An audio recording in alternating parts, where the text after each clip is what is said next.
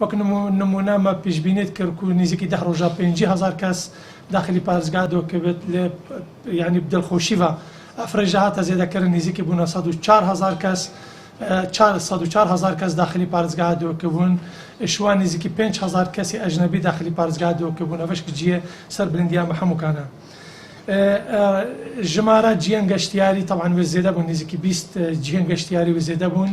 هەر ماسترین جیه ئەوەکو و کۆمەلگەها ئاغالگەلیە شێرانە نزیکی 2 میلیارد دینار وەلایەتە سەرفکردن هەروەسا ئوتێلە حەجەرش نزیکی 5 سەدێ وهەتیە تەمامکردن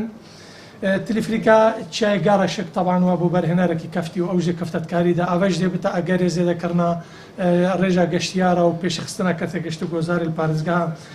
دهۆکێ هونزانش یعنی ڕێبەبەرە گشت و گۆزار پارێزگا دووەکە پلانە کوهایی طبعاً ئەو پلانە شواتیە چاپکردن ئەوەی پلانش دێنەوە ئێتە بەردەستەوە هەموو کاشە و دێت چتە بەردەستی حکوومەتێشک ژەهیدیامە ئەوە کۆ بخۆ مەفەژێ ژێوەرگن ئەو بژنە پلانە پێشەخستنە کەرتە گشت و گۆزارێ پارێزگەها دهۆکێ